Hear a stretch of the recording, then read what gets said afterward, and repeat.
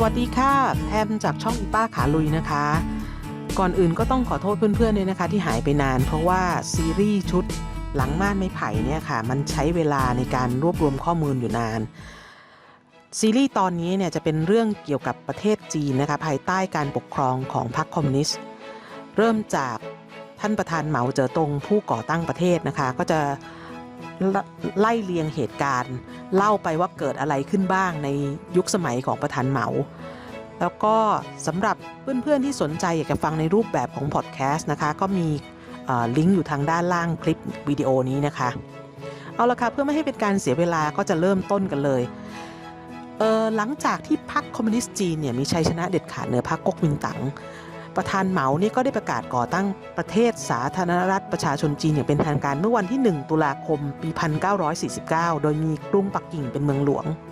ท่านได้กล่าวสุนทรพจน์ในวันก่อตั้งประเทศที่สำคัญตอนหนึ่งว่าประชาชนจีนได้ยืนขึ้นแล้วเพียง1 วันหลังจากการก่อตั้งประเทศนะคะสหภาพโซเวียตพี่เบิ้มของค่ายโลกคอมมิวนิสต์ในสมัยนั้นเนี่ยก็ได้ประกาศรับรองสาธารณรัฐประชาชนจีนเป็นชาติแรกในด้านนโยบายต่างประเทศเนี่ยเหมาเจ๋อตงดำเนินนโยบายปิดประเทศนะคะโดยตัดความสัมพันธ์ทางการทูตกับชาติตะวันตกที่มีสหรัฐเป็นผู้นำแต่ว่าทำการสารสัมพันธ์ทางการทูตกับชาติคอมมิวนิสต์โดยเฉพาะอย่างยิ่งมีความสัมพันธ์ที่แน่นแฟ้นกับสหภาพโซเวียตซึ่งในขณะนั้นเนี่ยมีผู้นำคือนายโจเซฟสตาลินเป็นประธานาธิบดีในช่วงแรกของการบริหารประเทศเนี่ยจีนในฐานะที่เป็นประเทศสังคมนิยมใหม่แล้วก็ขาดประสบการณ์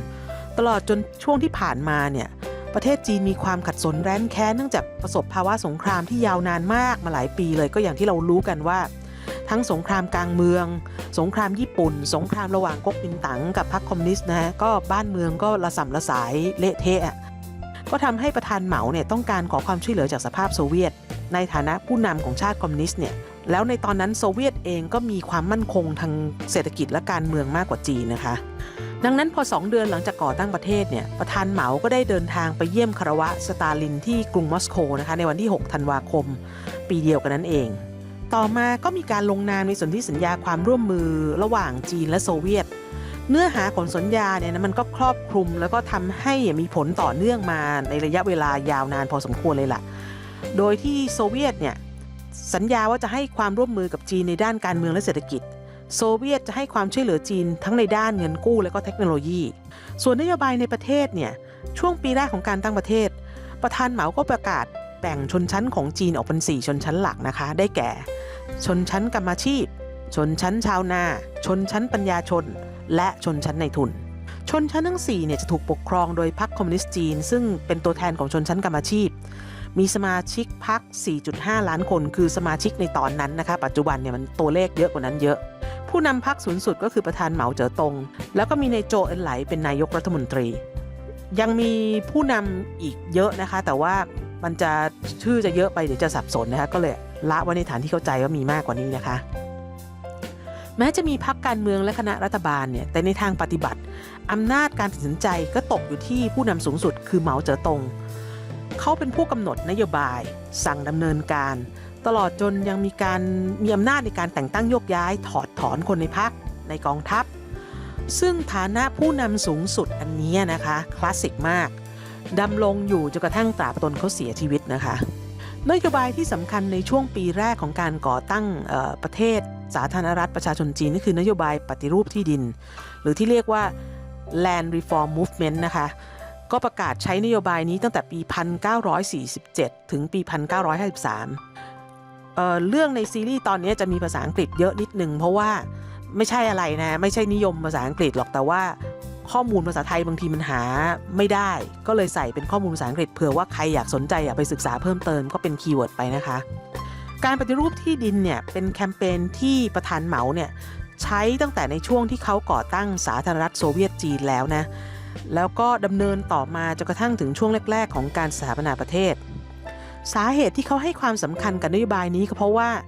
การปฏิรูปที่ดินเป็นหัวใจของการกระจายความเท่าเทียมกันตามอุดมการณ์ของพรรคคอมมิวนิสต์จีนแล้วยังเป็นการเรียกคะแนนนิยมจากชาวนาที่เป็นมวลชนที่สำคัญของพรรคด้วยประเทศจีนในช่วงปลายสมัยราชวงศ์ชิงถึงต้นศตวรรษที่20เนี่ยนะคะ ชาวนาเนี่ยเป็นคนส่วนใหญ่ของประเทศแล้วก็มีฐานะยากจนแร้นแค้นเนื่องจากว่าคนส่วนใหญ่เนี่ยไม่มีที่นาเป็นของตัวเองหรอกที่ดินก็มีจำนวนน้อยมีแค่แบบไม่พอกินน่ะก็ต้องไปขอเช่าที่ดินจากคนที่เป็นเจ้าที่ดินนะซึ่งเป็นผู้มีอิทธิพลท้องถิ่นคือเทียบง่ายๆก็เหมือนแบบกำนันผู้ใหญ่บ้านอบตที่แบบรวยๆแล้วก็มีที่เยอะๆมีอิทธิพลมากๆนั่นแหละเหมือนถ้าเทียบกับบ้านเรานะคะคนเหล่านี้จะมีฐานะร่ำรวยเจ้าที่ดินก็มักจะเอารัดเอาเปรียบผู้เช่า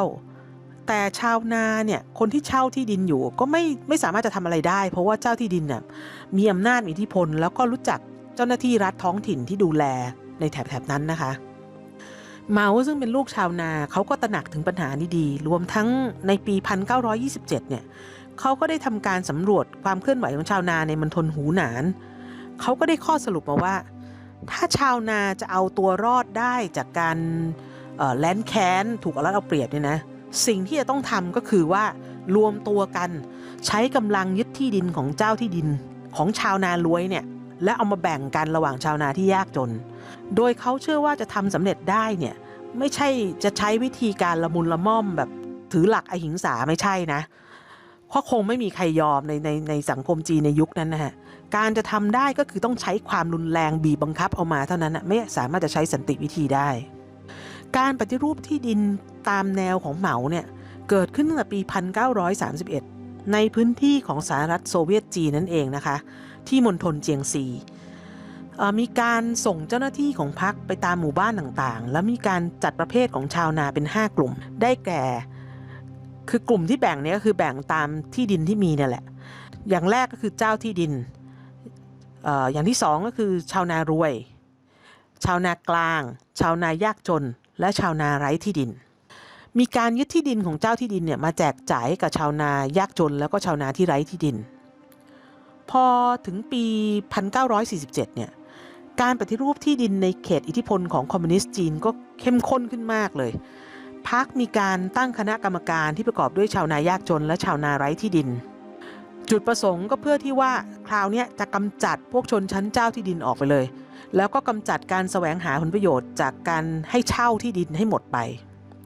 เจ้าหน้าที่พรรคก็นำกลุ่มของพวกชาวนายากจนทั้งหลายเนี่ยเข้าจับกุมรุมทำร้ายพวกเจ้าที่ดินบางส่วนเนี่ยนะคะบางคนที่เป็นเจ้าที่ดินก็เอามาแห่ประจานกลด่าให้ได้รับความอับอายแม้แต่สมาชิกครอบครัวตลอดจนเครือญาติของกลุ่มเจ้าที่ดินหรือชาวนารวยเนี่ยที่ถูกยึดที่ดินไปแล้วเนี่ยก็ไม่ได้ถูกละเว้นนะก็โดนกระทำเหมือนกันทั้งนี้เพราะเขาเชื่อว่าเพื่อเป็นการถอนรากถอนโคนแล้วก็ไม่เปิดโอกาสให้กลุ่มเจ้าที่ดินกลับมารวมตัวกันได้อีกครั้งหนึ่งทีนี้พอก่อตั้งสาธารณรัฐประชาชนจีนได้แล้วเนี่ยนะคะในเดือนมิถุนายนปี 1950 เนี่ยประธานเหมาก็ได้ออกกฎหมายการปฏิรูปที่ดินประกาศใช้นโยบายนี้ทั่วประเทศมีการกวาดล้างเจ้าที่ดินอย่างรุนแรงพวกเจ้าที่ดินที่รักตัวกลัวตายยอมให้ความร่วมมือกับนโยบายเนี่ยนะก็บางส่วนก็สามารถที่จะรักษาชีวิตไปได้แต่ก็ถูกลงโทษกุมขังนะคะแล้วก็ถูกบีบบังคับให้ไปใช้แรงงานในค่ายกักกันแรงงานบางส่วนก็หนีตายหลบหนีไปอยู่ตามไต้หวันหรือไม่ก็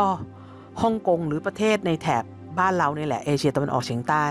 เหตุการณ์นี้ทำให้ชนชั้นเจ้าที่ดินเนี่ยถูกกวาดล้างแทบจะหมดประเทศไปเลยนะคะแล้วก็ทำให้ชนชั้นชาวนากลางคือคนที่แบบพอจะมีที่ดินอยู่บ้างเนี่ยกลับกลายเป็นมีจำนวนมากที่สุดของประเทศได้ถือครองที่ดินถึง 90.8% แล้วก็กลุ่มชาวนากลุ่มอื่นคือชาวนายากจนแล้วก็ชาวนาไร้ที่ดินก็ได้กรรมสิทธิ์ที่ดินกันอย่างทั่วความรุนแรงของเหตุการณ์ครั้งนี้มีการประเมินกันว่ามีผู้เสียชีวิตจากการปฏิรูปที่ดินเนี่ยถ้าประเมินอย่างต่ำก็เสียชีวิตประมาณ 800,000 คนถ้าประเมินอย่างสูงนะตัวเลขอย่างสูงคือ5 ล้านคนอย่างไรก็ตามการที่ปฏิรูปที่ดินเนี่ยและแบ่งที่ดินให้ชาวนาเนี่ยชาวนาก็ถือครองที่ดินได้จนกระทั่งถึงปี 1953 ที่ดินเหล่านี้ก็ถูกพรรคคอมมิวนิสต์เรียกยึดคืนเมื่อพรรคคอมมิวนิสต์จีนเนี่ยนำระบบนารวมเข้ามาใช้สำหรับวันนี้นะคะก็ขอจบการเล่าเรื่องเกี่ยวกับประวัติศาสตร์จีนนะคะในช่วงยุคของประธานเหมาเจ๋อตงตอนแรกลงนะคะสำหรับคลิปวิดีโอหน้าเนี่ยเราจะมาเล่ากันถึงเรื่องของสงครามเกาหลีนะคะ สำหรับใครที่สนใจอยากจะติดตามรับฟังรับชมเนี่ยก็ช่วยกดไลค์กดแชร์กด Subscribe ช่องอีป้าขาลุยด้วยนะคะขอบคุณสำหรับการรับฟังรับชมค่ะแล้วพบกันใหม่ในคลิปวิดีโอหน้านะคะสวัสดีค่ะ